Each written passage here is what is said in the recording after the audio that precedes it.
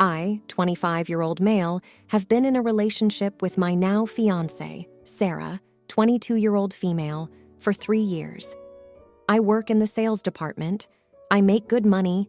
I support both of us and also pay for her education. But my job is very stressful. She is the daughter of my mother's childhood friend. They always wanted their kids to get married, but never pushed us or said anything. But somehow we liked each other and fell in love. After dating for 2 years, I proposed to her 1 year ago. We agreed to get married after her graduation. However, Sarah has a bad habit. She likes to play mind games with me and see my reaction.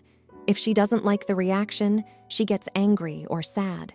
She asks questions like, "Hey, what if I am unable to have intimacy for the rest of my life and unable to have children? Will you still marry me?" I try to answer emotionally or make her happy, but she always forces me to answer rationally and expects me to be honest. But if I give her a rational answer, she gets mad or sad, saying I only love her because of her body and I only want her for intimacy. I understand that marriage is not about intimacy only. Love, trust, patience, intimacy, everything is needed to make a marriage work. Otherwise, it can't last. She makes these fake scenarios, wants me to answer rationally, but gets angry when I do so. She does this once or twice a week. I tried to talk to her saying, "Babe, please, I hate these questions. I can understand stupid ones like, would you love me if I was a worm? But these questions are serious, and I can't handle these extra dramas. I really love you, but I just want to relax and spend some quality time with you after work." Recently, she crossed a line. One of my coworkers was badly raped by some drug addicts, and she was in the hospital for a week. The boss gave her paid time off for 2 months. She and her husband both broke down emotionally. She is scared to even see a man, and her husband can't tolerate the pain she is in. I took him to a bar a few times. Every time he cried because of what happened to her and how he failed to protect her. Their marriage is falling apart. Sarah knew everything about these events.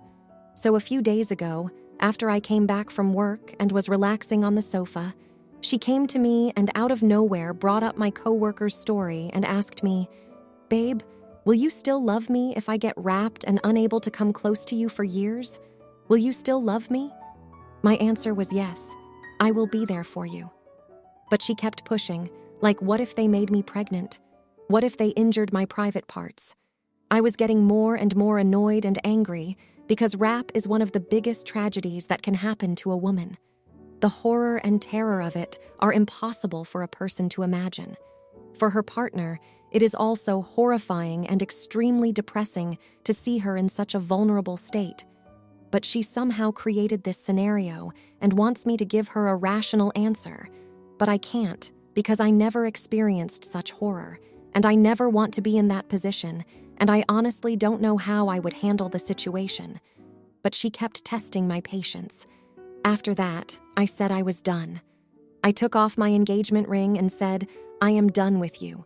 I work 12 hours a day, but I still try to find time to do something for you.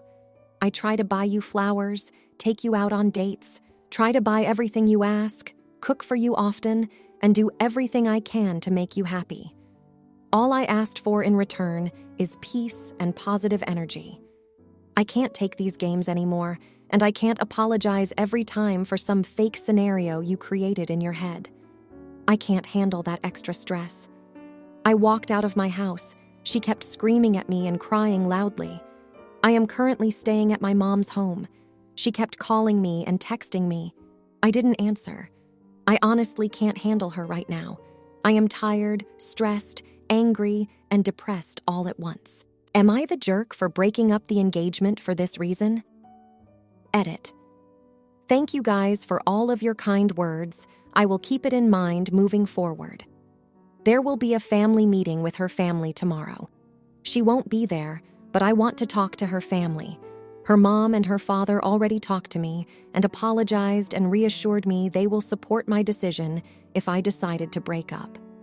Both of our family have almost 30 years of friendship, and our moms are friends since their teenage years, and they won't let that break because of her. I will update you guys about the meeting. Edit 2. Whoa, this blew up. Sorry, I should have added more context and backstory. I wrote this while I was sad and depressed, so I missed a few things. We started our relationship when she was 18 and I was 21, but we knew each other since birth. We were good friends. We played together. I had a crush on her when she was 16, but since she was 3 years younger than me, at that time I didn't tell her. But at her 18th birthday, I confessed, and she said yes. We moved in together after her 20th birthday, and this drama started after that. Update. First of all, I want to thank everyone for your amazing love and support. I didn't expect this to get this many responses and attention. I was in a bad situation and wanted some support, but I got more than I could ever expect. So, we finally had that family meeting. Sarah's mom, dad, her aunt, uncles, and grandma all came to my home. Sarah came too, but they told her to stay in the car.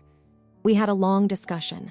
I explained everything that's been happening about the what-if questions and how she got upset with my answers. They were very supportive. They always treated me like their own son, and today was no different. After I expressed my anger and depression, they said if Sarah could come in because she wanted to say something. They said she was completely broken down and never expected I would actually walk out like this. She didn't eat, shower, or do anything in the last 48 hours. She came in, and it was true. Her eyes were bright red, messy hair, and she was in the same dress I left her in. She cried and wanted to come towards me, but her mom stopped her, and she made her explain why she would do such things and never gone to any therapy or even considered that. I won't bore you with every detail because she was crying and sobbing while speaking. But to summarize, a lot of you were right. She was way too young to get married, and she never really grew out of our childhood friendship. She used to do pranks, throw cold water at me, or say stupid things to embarrass me when we were kids. The reason for those what-if questions was to irritate me, but she never realized her questions turned from stupid stuff to horrifying questions. She never expected me to be this traumatized by it, because to me, this was a real relationship turning into marriage. But in her mind, she was dating her childhood friend and started to live with him. Both of our parents apologized to me because they were so happy about our relationship that they forgot she might not be ready to be married at all. She is young, and this is her first relationship as well, just like me. After hearing all of this, my anger calmed down a bit, but the damage was already done. And by looking at Sarah, I can say she realized it too. I've never seen her this broken down ever in my life. But I wasn't ready to go back, and her parents didn't beg or force me either. But she said she was ready to do anything I ask. She will do anything to get me back. This was a wake-up call for her, and she realized what she had done. So I said, the marriage is off the table now. At first, she needs to go to therapy. And after she is done, we will see if we can give this relationship another chance. She agreed to everything and said she will work hard to make this relationship work because she does not want to lose me. Now, a lot of you may get angry at this decision of mine, but I've given this a deep thought. Because she was always loyal to me, she loved me, cared for me, and did everything a wife does. But the problem was her mind games. But if what she says is true, I believed it was true since the explanation makes sense, then I want to give this relation another chance too. I want this to work, but this time I will take it very slow. Both of us need to improve. We were going at 100 miles per hour. Now I will just take one step at a time and see if I can make this work. If not, I can always back out. Wish me luck, everyone, and thank you again for your support and love. Now, for a few comments before the update. Comment 1, not the idiot. Getting blasted with endless what-if questions and scenarios is beyond exhausting. It creates an erosion of the trust that was, past tense, in the relationship. This is neurotic behavior on her part. You're not the idiot for letting her know she violated a boundary. It's up to you if you want to give her the opportunity to get into therapy and rebuild your relationship. If not, I don't blame you. Comment 2. Why are you financially supporting this person? You claim your mom and friend never pushed you, but they obviously trained you to think you're here to support some emotional child. Get the frick away from this ASAP.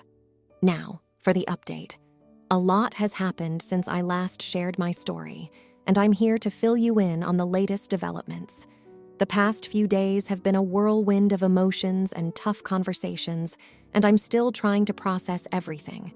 The family meeting was intense. Sarah's entire family showed up at my mom's place, where I've been staying. They left Sarah in the car initially, which I thought was a bit odd, but they wanted to talk to me first. I laid it all out for them. The mind games, the stress, the breaking point. They listened, nodding and frowning, and it was clear they were on my side. They've always been like a second family to me, and their support meant a lot. After a while, they suggested that Sarah should come in and speak her piece. She looked a mess, like she hadn't slept or eaten since the day I walked out. Her parents had to hold her back from running to me, insisting she explain herself first. Through tears and sniffles, she tried to make sense of her behavior. She said she never meant to hurt me, that she thought she was just being playful like when we were kids. She didn't realize how serious and damaging her questions had become. Her family apologized too, saying they might have pushed for our relationship without considering if she was truly ready for marriage. It was a lot to take in. Sarah was clearly remorseful and promised to change.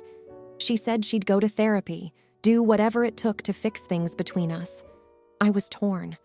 Part of me was still hurt and angry, but another part of me remembered all the good times we'd had. I couldn't just turn off my feelings for her. So I made a decision. The wedding was off, at least for now. Sarah needed to work on herself, and I needed time to heal and see if I could ever trust her again. We agreed to take things slow. No rushing back into a relationship, no immediate plans for the future. Just two people trying to figure out if we could salvage what we once had. It's not going to be easy, and I'm not even sure it's the right choice, but I'm willing to try. Sarah started therapy the next day. She's been going every day, and from what I hear, she's taking it seriously. She's also been giving me space, which I appreciate. We've only talked a few times since the meeting, and it's been mostly about practical things. Who gets the apartment, how we'll handle our shared expenses, that sort of stuff. I've been doing some soul-searching too. I've realized that I need to set better boundaries and communicate more clearly about what I need in a relationship. I've started seeing a therapist as well to help me work through my feelings and figure out what I want. But it's not all been smooth sailing. Sarah's been struggling with the therapy, and it's brought up a lot of issues she hadn't dealt with before. She's been reaching out more, needing reassurance, and I'm not always sure how to respond. I want to be there for her, but I also need to protect my own mental health. Our friends and family have been weighing in too, and everyone has an opinion. Some think I should give her another chance, others say I should walk away for good. It's a lot of pressure, and I'm still not sure what the right answer is. So here we are, 3 days later, and things are still up in the air. Sarah's working on herself, I'm working on myself, and the future of our relationship is uncertain. I know this isn't the satisfying conclusion you were probably hoping for, but it's where we're at right now. I'm just taking it one day at a time, trying to figure out what's best for both of us. Thanks again for all the support. It really does mean a lot. Now, for the comments. Comment 1. Hey there, I can see you're in a tough spot. Just curious, have you considered couples therapy? It might help you both communicate better and navigate the mind games issue. It's great that Sarah's started therapy, but working together with a professional could be beneficial. Take care and good luck. Comment 2. I totally get why you'd feel overwhelmed. Those mind games sound exhausting. It's a positive step that you're both getting help separately. Remember, it's okay to set boundaries with Sarah, especially if her reaching out is too much for you right now. Hang in there and focus on your own growth too. Now, for the next story. My future mother-in-law has a very unhealthy relationship with my fiancé. We are limited contact with her since he says she makes him feel uncomfortable by constantly hugging and kissing him, as well as using him as her therapist. She has been doing this since he was young, using him to solve her adult problems. She has a habit of copying what I do to my fiancé. For example, if I kiss his cheek, she will find a way to do the same. I thought I was going crazy when I first noticed this, so I tested it out by running my fingers through his hair, and she did the same thing. My fiancé is in therapy and says they have an emotionally incestuous relationship, which is toxic for both of them. He is trying to set boundaries with her in order to have a healthy relationship. However, it hasn't been very successful because she doesn't understand why she can't force him to hug and kiss her anymore or use him for her issues. She cornered me at my future brother-in-law's housewarming party and told me she feels like her relationship with my fiancé isn't the same anymore. She suggested coming on our honeymoon, as my fiancé will be off work and they can talk things through and bond. Obviously, I said no to that idea, and she was genuinely shocked. She kept asking why and what we would be doing on our honeymoon that she and my future father-in-law couldn't be a part of. Apparently, she got the idea from Facebook, where people have honeymoons with their friends. I explained that we haven't had the opportunity to just be together for 2 weeks since my fiancé got promoted at work a year ago, and we were both looking forward to that. She insisted that we could all be together, as they have been to the country we're honeymooning in countless times and have seen all the tourist attractions. She continued to pester me, so I flat out told her that we would be having intimacy with her son all day, every day, in every inch of that villa. I thought this would make her uncomfortable and realize how crazy her request was. I was wrong. She responded that intimacy isn't that exciting for us to spend our entire honeymoon doing it, stating that there's only so many positions. She said some other things that still make me cringe a week later. My future mother-in-law offered a compromise. She would come during the second week of our honeymoon and bond with her son since he has a high-stress job and is constantly working. She even said that we can be as loud as we want, and they wouldn't mind. I told her that we would just like to be alone and enjoy each other's company, and we could plan a holiday together next year. Then, my future father-in-law called me personally to ask that they come for even just 5 days so they can bond with my fiancé, as they used to be close. I explained that we would be busy and could plan a holiday next year. He seemed to understand, but then he messaged me at 1 a.m. today to call me an AH, a hole, who doesn't care about ruining a mother and son's relationship. Now, my future sister-in-law called me to tell me that her mother has been crying for days because of what I said to her. She suggests that in order to avoid more drama, I should just give in because her mother will make my life a living hell. Should I? Now, for a few comments before the update. Comment 1. I probably wouldn't marry into this family until the groom's son has set some very strict boundaries, and at least I'd change the honeymoon location last minute to something totally different. Comment 2.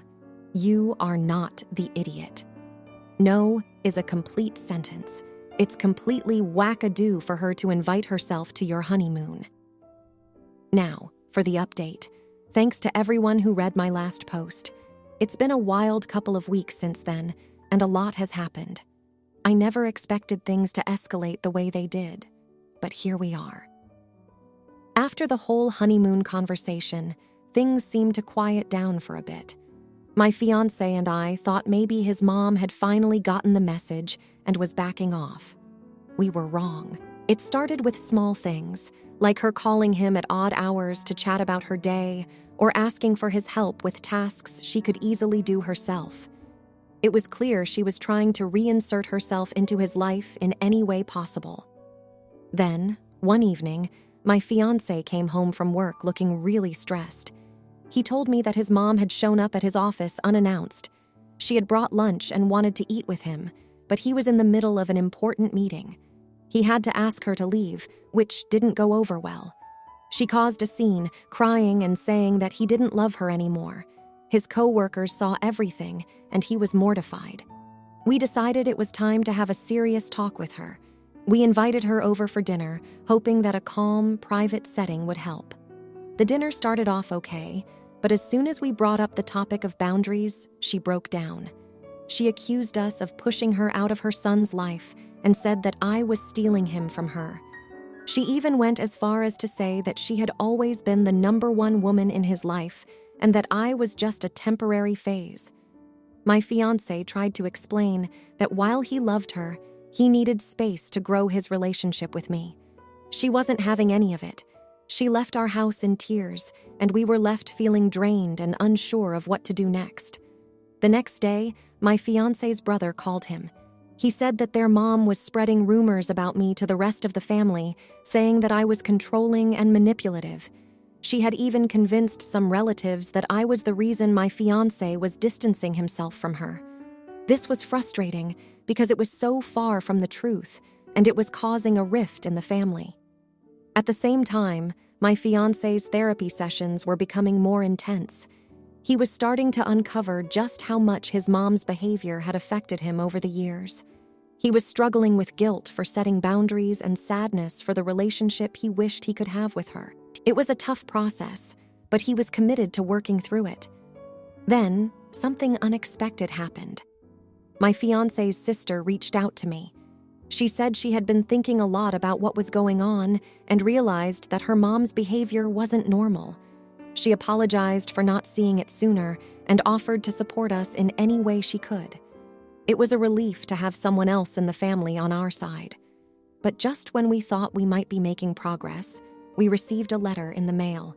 It was from my future mother-in-law, and it was bizarre. She had written a 3-page letter detailing all the ways she felt wronged by us and how she believed our marriage would fail without her involvement. She even included a list of demands, one of which was that we attend family therapy with her. We were taken aback by the letter. It was clear that she was not going to let this go easily. My fiancé felt torn. He didn't want to give in to her demands, but he also didn't want to completely cut her out of his life. We decided to hold off on responding to the letter until we could discuss it further with his therapist.